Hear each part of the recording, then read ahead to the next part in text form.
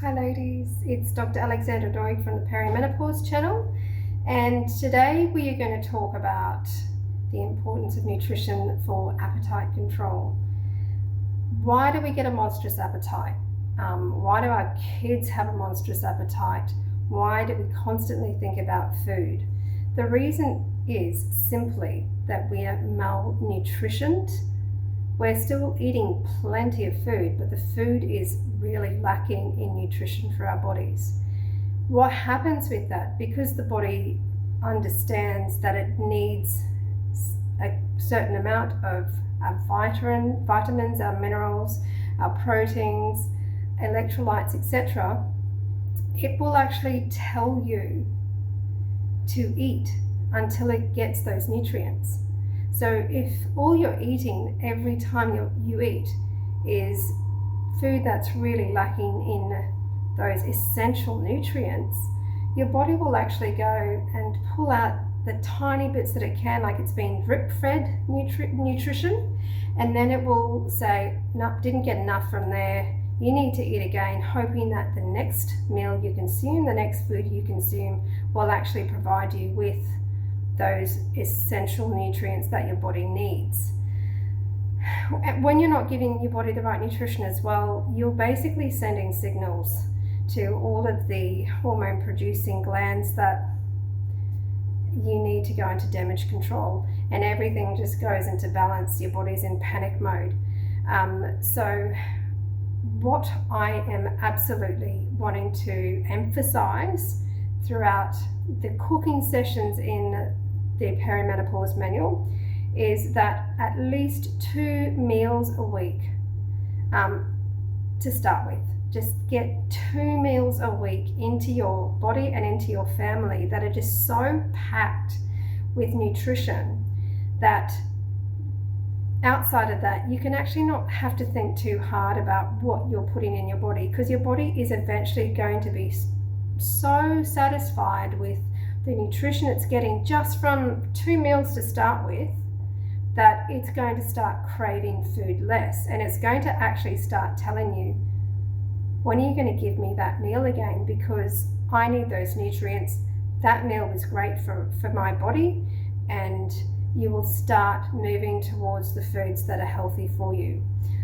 The meals that I cook, my 7-year-old loves. I never cook anything that is not friendly for her. If you're someone who likes a lot of spice, you can always take out a certain portion of what you've cooked for your kids and then add spice to a portion of it for yourself, or if you like chili, etc. That is easy to do. I've got lactose-free people in my family, so it has just naturally led me to cook with coconut milk because dairy is just really not something that our family has a lot of anymore. So today we're going to revise the chicken pesto pasta, which is packed with vitamin C and iron, and it's the non-heme iron that actually needs the vitamin C to get absorbed. So your body's getting that. It's getting lots of fiber as well, and it's getting the protein from the chicken. The meal that we're cooking as an extra today is actually a creamy, nutrient-dense butter chicken, and by adding sweet potato and celery, we're adding heaps of nutrition. Sweet potato has vitamin C, vitamin A, and potassium, great fiber, anti-inflammatory properties, antioxidant properties, and gives it the creaminess that you love with your butter chicken. And then celery is packed with fiber, and it's packed with water, and it just gives it a flavor that takes away, I guess, what you consider to be the richness of it, so you can actually eat this without feeling full too quickly and just enjoy getting nutrition. If you cook these 2 meals, I did last week we did a carrot as our star of the dish. So choices between, I'll say, a green dish and an orange dish. Start with that and you cannot go wrong. incorporate a green dish and incorporate an orange dish in your meals every week, and then just stick to what you're doing beyond there. Don't make changes too fast, it won't work, but definitely some accountability. Make sure you've got a green dish and you have an orange dish every week as a starting point. So today we're going to bring you across and I'll show you the ingredients that we've got here. Basically for dish one, the chicken pesto pasta, we've got the broccoli, the spinach and the chicken. Okay, and then we'll also use a jar of pesto.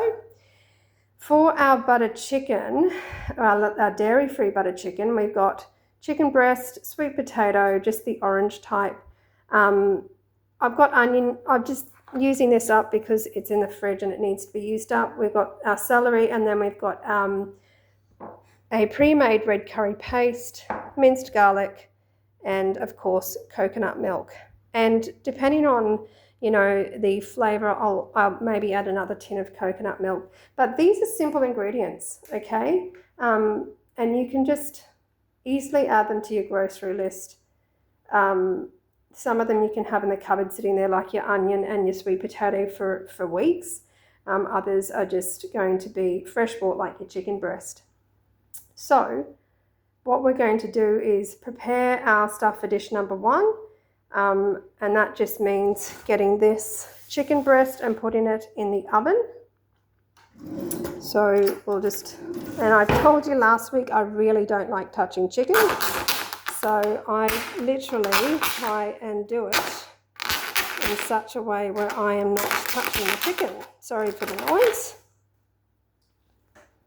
Okay, so I'll just pull this open and pour our chicken into our Pyrex dish. Okay. I still like to wash hands all the time. Now I might set this one up so that I'm not moving all the time. And then we can keep going. Okay. So just a little bit of flavouring for this chicken, and I think I mentioned last week, unless you're making a huge chicken pesto pasta that you're wanting to freeze, or you're cooking for 6 or 7 people, you won't need to use all of this chicken. We're going to add probably, I like to sprinkle across the top, usually around a tablespoon, okay, of salt. And then again, you're just going to sprinkle pepper on. And then we've got our oil that we'll cover the chicken with. Now, you might want to add other flavours. Oh, I'm sneezing from the pepper. But that's enough for me. And then I'm going to add about a cup or just over of water so that we have a water bath. This means that your chicken stays really, really, really juicy. Okay? We'll just get our tongs and coat everything. And then into the oven this goes on 180 and a timer for half an hour. So that's really it, okay?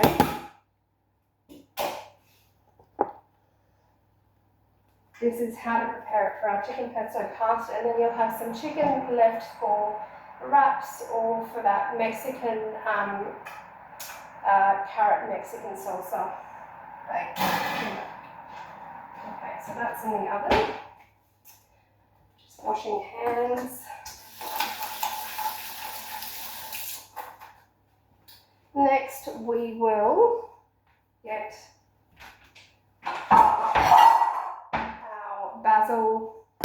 our pesto going, So for this, we're just going to have the 2 florets, and I'm not sure how well you're seeing there. We've got our 2 florets of broccoli, and we're just going to boil them, okay?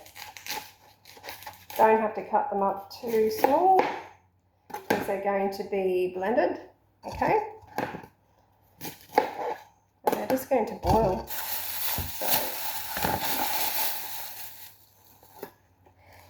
So broccoli is really high in vitamin C. And that's why this dish is a match made in heaven for your energy levels, because the vitamin C that is in the broccoli is going to help make the iron in your spinach get absorbed. Okay, so we'll add 200 grams of spinach, so half of this will go in.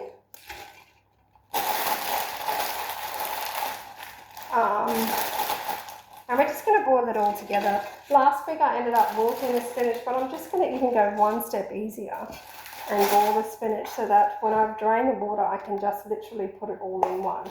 Okay. There we go. Got that going. I'll use that here.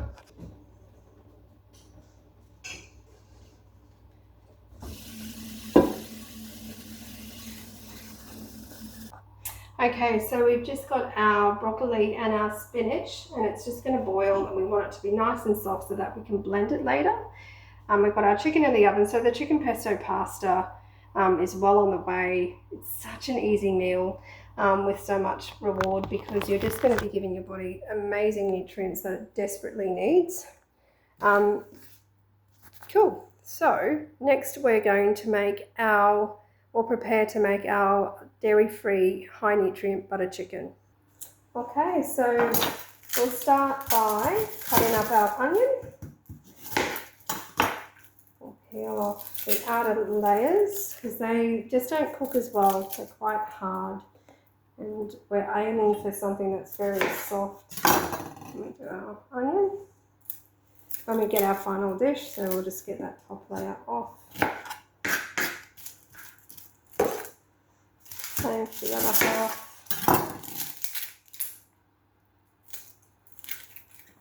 There we go.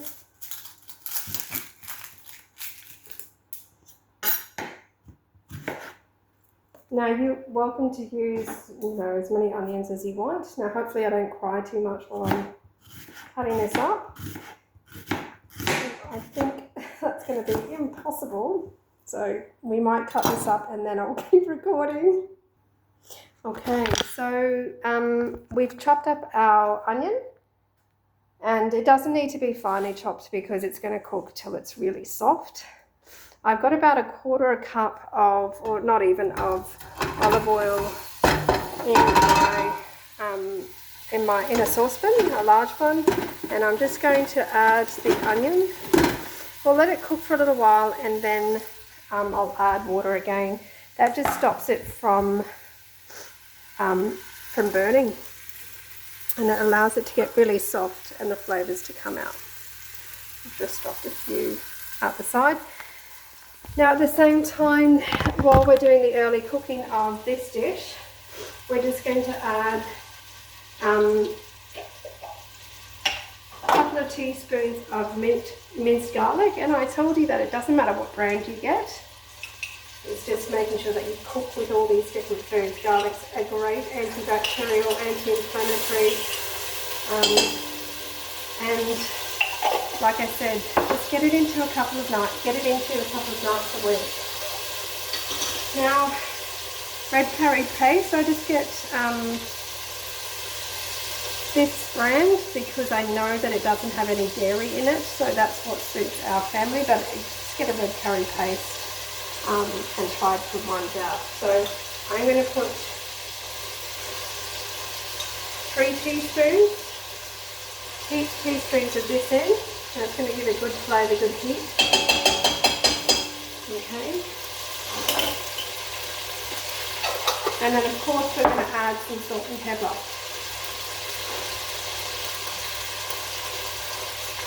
So again, I usually just put enough salt to coat everything, and then I tend to taste later and then add depending on what the flavour is, and just pepper to coat as well. Okay, now we're using full chicken breast because I'm going to make enough to put in the freezer, and I'll show you how I store things. Usually just in a big sandwich bag where I label the name of the the food as well as the date, so I know what to use first in my freezer. So that is just cooking. We'll get a stir.